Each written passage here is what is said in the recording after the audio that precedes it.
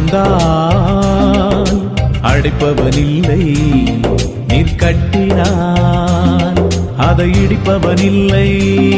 நீ திறந்தால் அடைப்பவனில்லை, நீர் கட்டினான் அதை இடிப்பவனில்லை.